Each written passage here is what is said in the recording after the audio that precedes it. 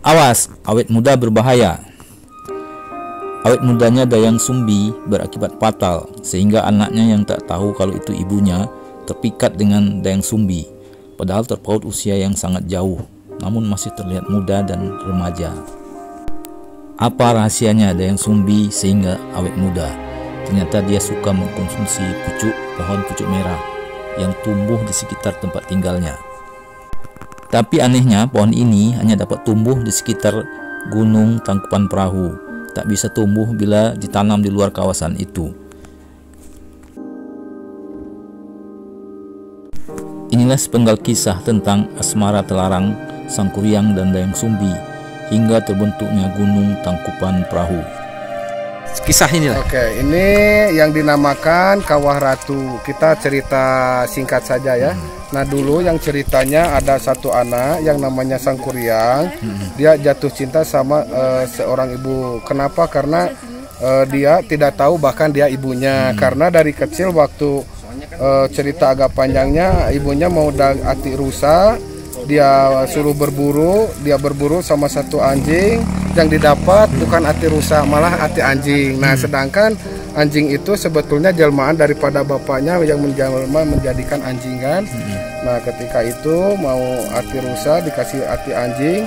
Nah, ibunya udah dipasak, lagi dipasak, tanya anjing, kemana anjing si Tumang? Dia jawab si Tumangnya nggak ada kan, yang dipasak ibu ini sebetulnya ati si Tumang kan. Nah, ibunya marah, anaknya diketuk kepalanya sampai berdarah dan diusir, Bang. Nah, proses perjalanan mungkin jelasnya puluhan tahun mengelilingi dunia lah taruh sekarang kan. Nah, pada akhirnya ketemu lagi sama itu ibunya kan, dia tidak kira bahkan itu ibunya. Nah, ada ketemu sama perempuan cantik namanya Dayang Sumbi. Dia sempat berpacaran, memang saling mencintai. Nah, satu ketika anaknya lagi dibelai-belai kepalanya, ada bekas luka. Nah, ibunya kembali lagi memorinya, jangan-jangan ini anak saya yang dulu kan, ada bekas luka. Nah, berpikir gimana caranya buat nyampein itu permasalahan. Nah, lama-lama disampaikan permasalahannya, anaknya tetap nggak percaya. Nah, oke lah, kalau kamu tetap nggak percaya mau menikahin saya, kamu bikin satu danau sama satu perahu buat berlayar buat bulan madu, tapi catatan dalam satu malam. Sebetulnya kalau dengan kekuatan Sangkuriang dia mampu dalam satu malam, karena dia orang sakti kan, ketika diusir berkelana berilmu. Nah, tapi kan apa jadinya kalau kesampaian waktu berarti kan jadi nikah. Nggak boleh kan secara agama Islam pun. Nah, ibunya nggak kalah sakti, udah mau sampai sebetulnya bikin perahu sama satu danaunya dalam satu malam. Nah, ibunya punya trik dan ada ilmu.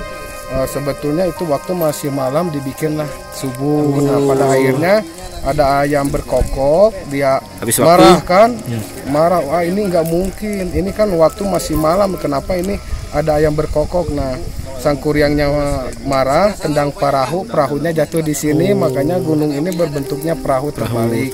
Nah, yang dibilang sekarang danau, bendungan itu ambil kata daripada Bandung. Bandung itu diambil kata daripada bendungan. Gitu. Nah, sampai sekarang kan ada bendungan Citarum.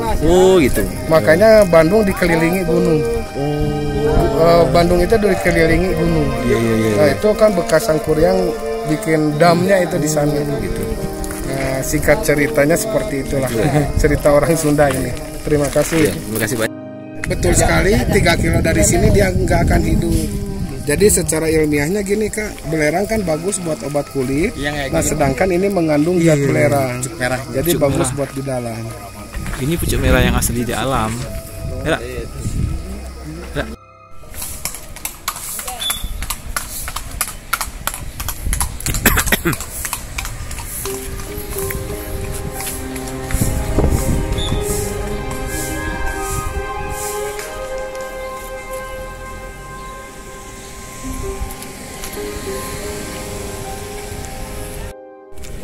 Was tuh jatuh bawah Pak ya. Nanti memang panorama lagi Bang kayak tadi. Jadi ngomongnya salah atas gini.